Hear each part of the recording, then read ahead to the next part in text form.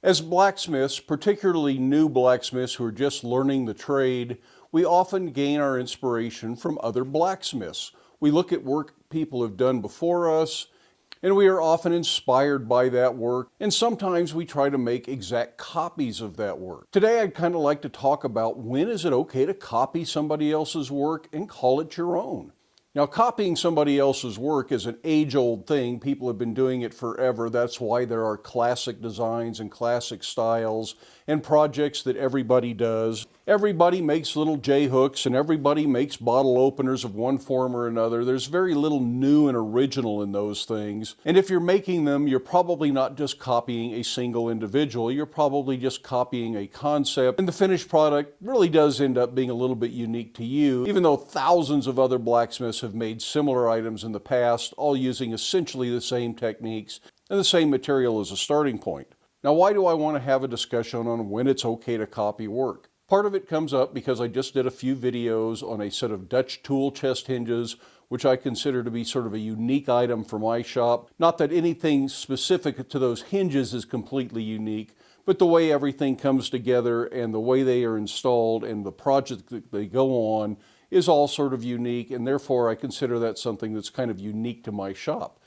Now, does that mean you can't copy it? Well, no, I don't have a patent on it. It's not copyrighted or anything like that. And probably I wouldn't be able to do that because there's nothing quite that unique. So it really comes down to respecting your fellow blacksmiths on when you do or don't copy their work. Now, as I discuss this today, I'm not really trying to convince you anything one way or the other. I'm not trying to change your mind if you have an opinion on the subject. I just want to put some ideas out there so people can think about it and they can form their own opinions. Lots of different ideas on the subject. There are a lot of people who consider that everything has been done before, there's nothing new, so therefore it is impossible to make anything in blacksmithing that isn't a copy of somebody else's work, and therefore it's all fair game. But there are other people that feel that you should only make unique, one-of-a-kind designs, and that you should never copy anything that anybody else has done. And really, the reality is somewhere in between there. One way to look at it is if you are a musician and you and your buddies like to play Rolling Stones music and you've got a little garage band and you play Rolling Stones songs and you only play in the garage. The Rolling Stones don't care. They're not going to come to your garage and say, you can't play our music without paying us, because you're not making a profit, you're not hurting them, you're not hurting anybody. Have fun, it's probably okay. But if you go to the park and set up a stage and you start charging tickets for people to come listen to you play, and they find out about it, they're probably going to care and they're probably going to want you to pay royalties.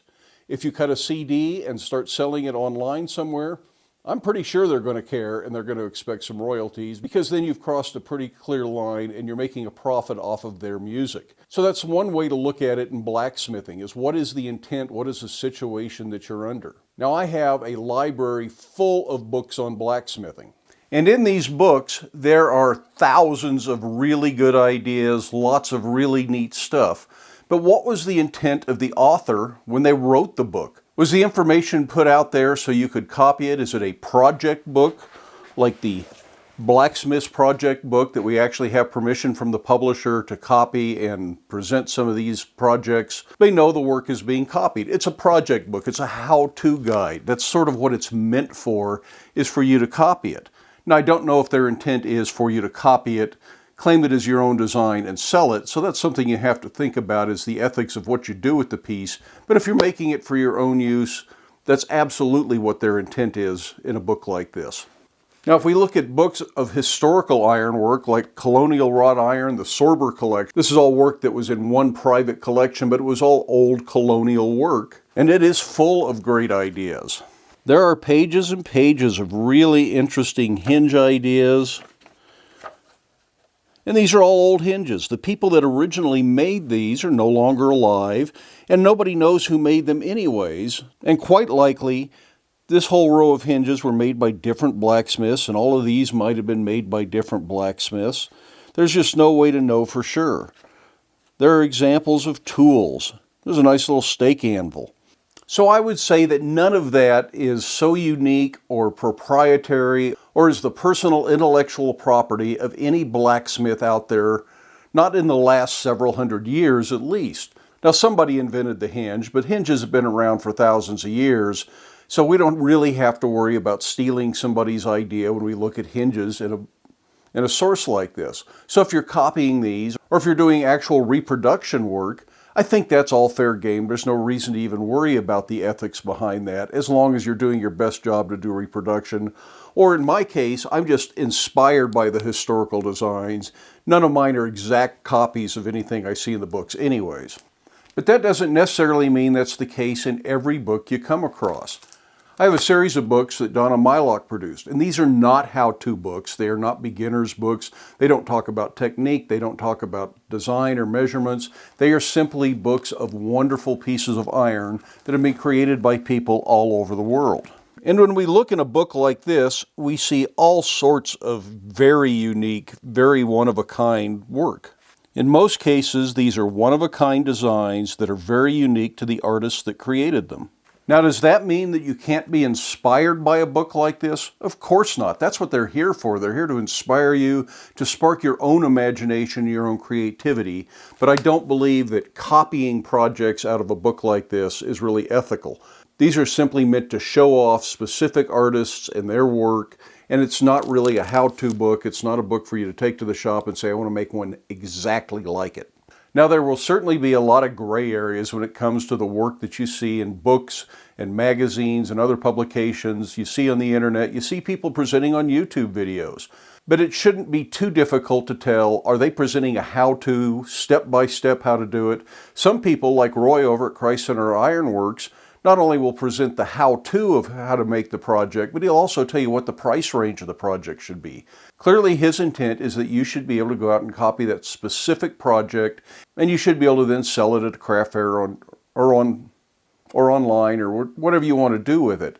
But he has other work then that he doesn't go through that much detail. His copper bowls, for instance, are quite unique to him, and I don't think he's really presenting those as something that you should go out and copy his exact designs.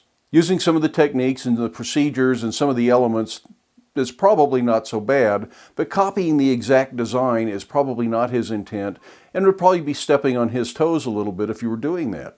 Another place inspiration comes from is seeing work in person. And there is a difference between looking at gallery work at a blacksmithing conference and seeing unique, one-of-a-kind items, things that you've never seen before, and going to a museum and seeing historical pieces that were probably quite common in their own time and have already been reproduced by numerous blacksmiths since then, and the original concept, the original design doesn't belong to anybody who is still living. Certainly creating historical reproductions is certainly different than copying a piece you just saw at a conference that is so unique you never even thought of it, never dreamed it was even possible. But again, intent comes into it to some extent.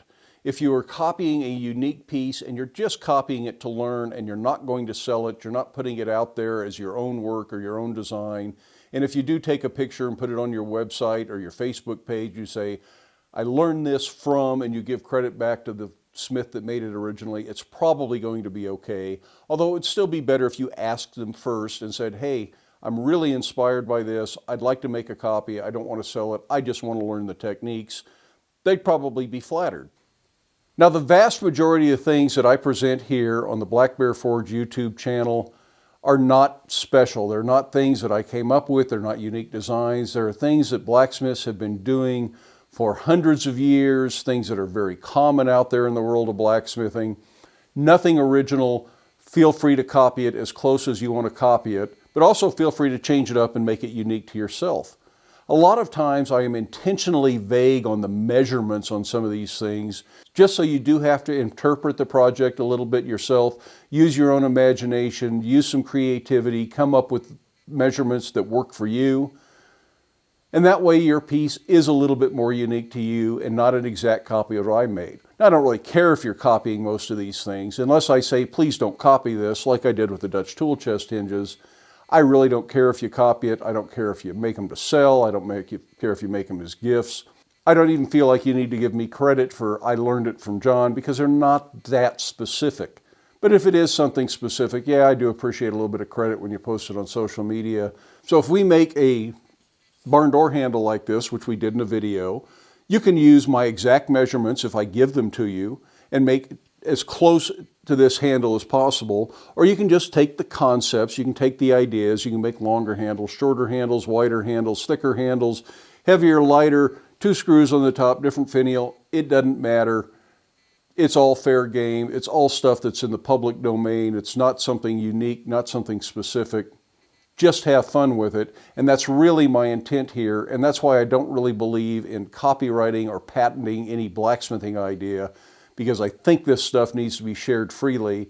And it's just up to our own sense of what's right and wrong and what is ethical on whether or not we take somebody else's idea and present it as our own and try to profit off of that, because there is a little bit of a difference between making the information available and what we as blacksmiths do with the information that somebody else shared. And that kind of goes back to taking classes. Frequently, somebody takes class, has worked really hard to present their material in a certain format in the class, and you go take a class and you learn how they do it. And they've spent years perfecting this, and they've just condensed all that. Now you're really very good at this because you're a fast learner, but you didn't spend years developing it.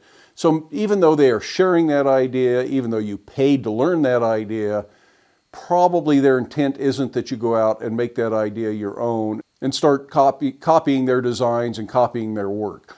Learn what you can in the class, then apply that to your own work, to your own designs, to your own ideas, without exactly duplicating what you learned in the class, unless you discuss that with the instructor and they said, sure, go for it. I do have a few examples of some situations where the concept of copying somebody else's work or using somebody else's idea comes to mind. Now, one of these, and one of the reasons that I was thinking of doing this video, is over the Christmas time period, we did all the Christmas projects. I made a little Christmas gnome from 1-inch square bar. I don't have that to show. It's been packed away for the holidays, and it'll have to wait till next Christmas before it comes out again.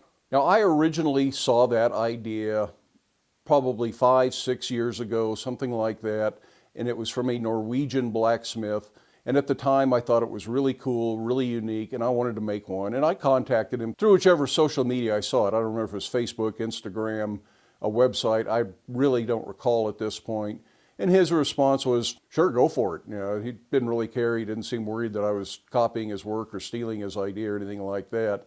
And since then, I've seen numerous other people making these. I don't know if they learned it from him. I don't know if they saw one I did. I don't know where they originally saw the idea, but it is not a unique idea anymore. It has really become quite common, and if you go looking for these things, you'll probably find a lot of forged Christmas gnomes or Tomta or Nessie. Depending on what you call them, you're going to find different pictures of these things, and lots of blacksmiths have made them. So it isn't a real unique idea. But when I did that video, I got several comments from people who thought it was a unique idea. And specifically, they had seen a video done about 2 years ago by Torj Aman, and I'm sure I'm butchering your name. One of these days you need to do a video where you actually talk and tell us how to pronounce your name, because I would like to pronounce it correctly. I really admire his work. I really admire his videos. And he did a really nice little Christmas gnome about 2 years ago. I didn't see that video 2 years ago. I just saw it this year.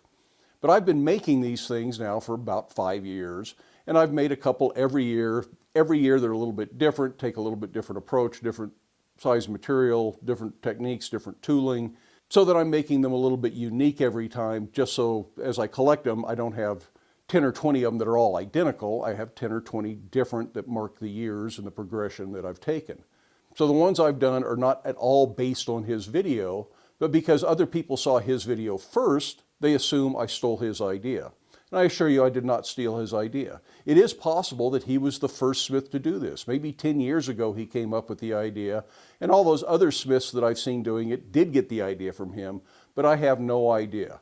That's a lineage that I can't trace. I have no way to trace where the idea originally came from, so I don't feel like it's copying or stealing somebody else's idea at this point. So that's a case where even though many people saw his video first and they perceive that as being the initiation of an idea, it really isn't, and certainly not in my case is where the idea came from. So we have to be careful of assuming that people are copying somebody else if we don't really know what the history is or where the idea came from. It's possible that Blacksmith A invented the idea, but you saw Blacksmith B's version first, so you assume Blacksmith A was copying Blacksmith B when really it was the other way around. Now, I'm sure he was not copying my idea. I doubt that I had any influence on his idea either. I think it's just one of those ideas that's just out there. Now, another example of copying people's work is when it's a common product, it's a common item People make a lot of them, and in this case, I'm thinking of green woodworking tools, specifically knives for carving spoons and bowls. And there is a blacksmith in England who makes spectacular green woodworking tools for green wood carvers. And Nick makes some of the most spectacular tools for green woodworking, specifically people who are carving wooden spoons, wooden bowls, things like that. He makes gouges, and he makes little hook knives, and he makes straight carving knives. Now, none of these tools are unique in the use of the tool. Lots of people have made gouges and knives for centuries, probably thousands of years. As a matter of fact, looking at a Viking era exhibit at the Denver Museum of Natural History a few years ago, they actually had hook knives that were probably used for carving wooden spoons back in the day of the Vikings. So why are his tools unique? Why are they special? What is it about his tools that might be something that would be a little bit unethical to copy? Now, these are tools that were made by Nick, and they are spectacular tools. Now, these are some similar tools that I made. And while they are similar, and at first glance they're essentially the same tool, it's still a hook knife, and it's still a straight carving knife, and it's still a fishtail gouge. His tools are better. His tools, and it's not just that he does a better job of them, he has done a few things to his tools that make them a little bit more unique, and there's some approaches to forging the tools and grinding and finishing and some of the final shaping that makes his tools better. And they are much nicer tools than the ones that I've made. And this is actually dry wood. These aren't really meant for dry wood, they're meant for green wood. But his tool still works very well, even handheld and not put in a vise.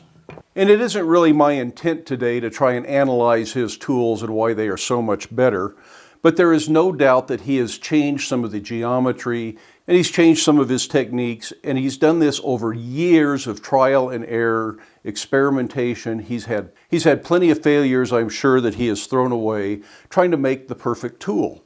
So now suddenly that he's figured out how to do it, there are other people who have studied his tools, figured out what he did to make the better tool, and they're now making tools that are almost identical copies. It is often hard to tell the difference between his tool and the tools of the people that are making the copies. So is that really fair that he's put in years and years of work to create a whole new standard of tools, to make his tools better than anybody else's tools? And all somebody like me would have to do is come by and just study the tool for a few weeks or even a few days, and then make a few and figure out exactly what the geometry is, then go into business selling identical tools.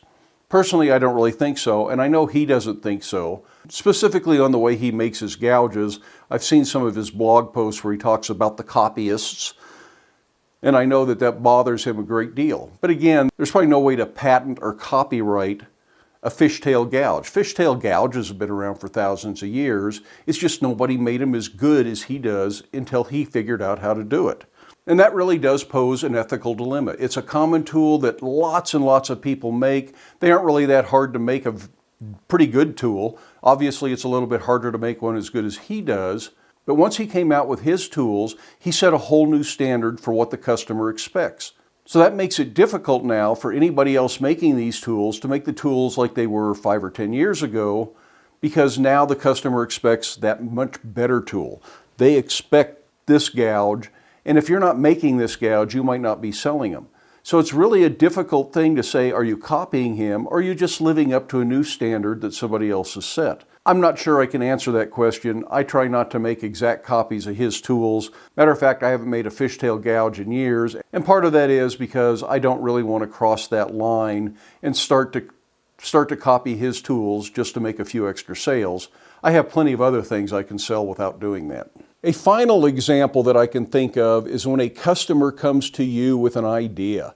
They present a drawing, they present a photograph, something like that, that says, this is what I want. The question then is, where did they get the idea? Now, I don't really grill my customers and interrogate them to find out where they got the ideas, but at one point, again, going back to the green woodworking tools, some people sent me drawings for axes, and the first few were just, well, this is the axe the customer wants, and I did my best to make an axe that looked like that.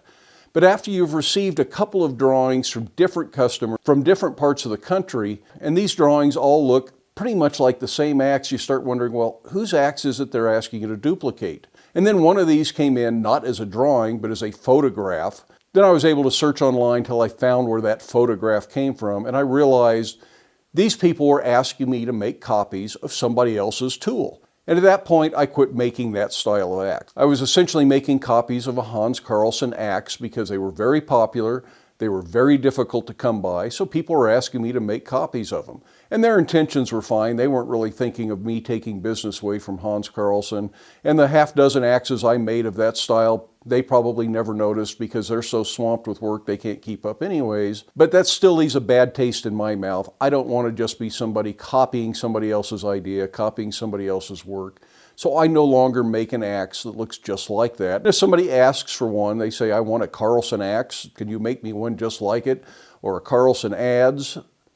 Or they send me a picture, they send me a drawing, and I can tell that's really what they want. I decline to take on the project. I tell them, no, if you want a Hans Carlsen tool, you need to wait till Hans Carlsen makes some more and gets them out for sale.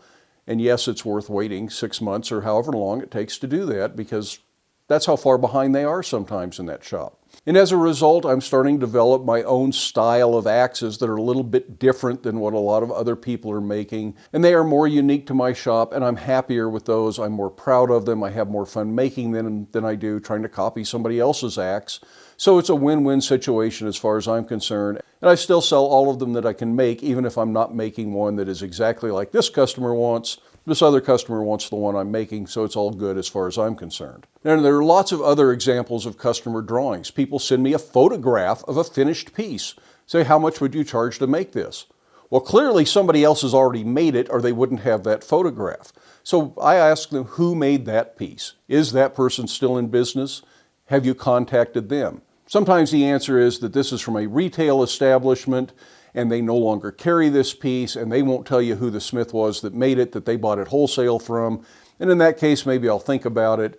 But sometimes it's from somebody's Etsy shop or somebody's website, and that blacksmith has already taken the time to figure out how to make this. They've done the tooling, they've taken the pictures, they've taken the time to put it on their website, they've taken the time to list it for sale. It has probably cost them money to get to that point already. There is no way I'm going to just take that picture and steal their idea and make their work. If you want to buy an item that looks just like that, buy it from the person that took the time to get it on the internet and spark your interest. That person has already done the legwork, and I would encourage you as blacksmiths to not take other people's ideas like that. If somebody sends you a picture of a pot rack that they took off of somebody's website, tell them to go back to that person and buy that pot rack, or tell them that I would be happy to make you a pot rack, but not that pot rack. I will design one for you, but I'm not going to copy somebody else's work, and explain why you're not going to copy somebody else's work. Again, there's probably no legality there.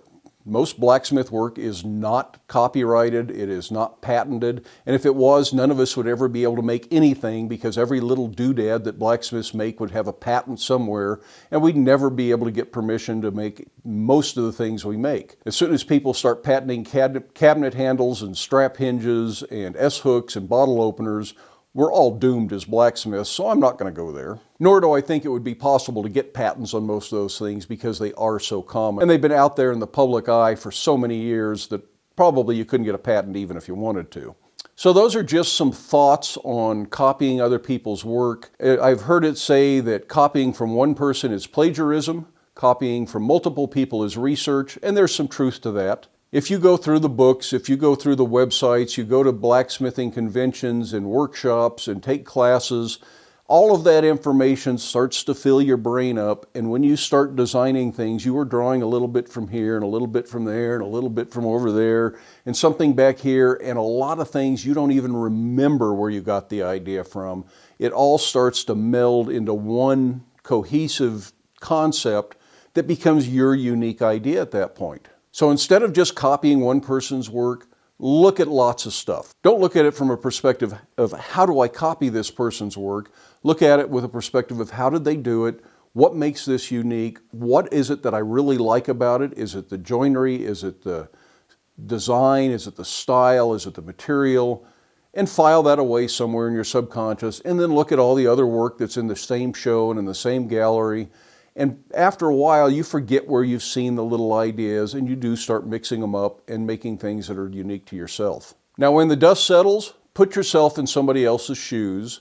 Just imagine if you were at a big craft show this year and you made a new item, something that you had really worked hard to develop. You had spent months developing the tools, the techniques, the design. You made sure it worked just right, whatever this widget is, and you sell a bunch of them. You're doing really good, but you sell out the first day of the show because you didn't make enough of them. There are several other blacksmiths that attend this show, and they all came over and you talked to each other, and they looked at it and said, wow, that's really cool.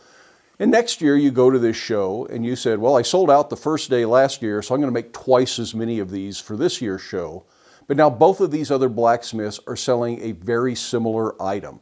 Suddenly that's the thing that everybody has at the show. They've copied your idea. They're trying to profit from it. They didn't make it quite as nice as yours. They didn't put the thought into it as yours. They're selling it cheaper, but the customers don't know any of that. They just go to them because they're cheaper. And now you not only do you not sell twice as many because you thought you would, you only sell half as many. That would make you feel pretty rotten, and you wouldn't have a very good attitude towards those other two blacksmiths who are using your idea to take money out of your pocket. So don't just look at it in terms of what is best for me. Look at it in terms of how does this affect the other guy as well, because we all need to treat each other fairly, we all need to respect each other's work, and we all need to have a little bit of that thing called ethics. Just because you can do something, just because it's legal, doesn't mean it's the right thing to do. Always try to do the right thing, and in the long run, it's going to pay off. Anyways, I've talked long enough. I know this is a controversial subject, and some of you will disagree with my point of view entirely. Well, that's okay. That's okay. That doesn't bother me. If you want to discuss it in the comments, go ahead. I probably won't get real involved with too many discussions. I've already shared my ideas here in the video. But if you've got an idea or a concept, or if you just need to vent a little bit, that's fine. Just be polite and it's no problem. If you like the video, do give it a thumbs up. If you haven't done so already, I would love it if you hit that subscribe button. Feel free to stick around, watch a few of the other videos, share the videos with your friend, and as always, make time in your day to get out to your shop, make something, but stay safe, wear your safety glasses, and we'll see you for the next one.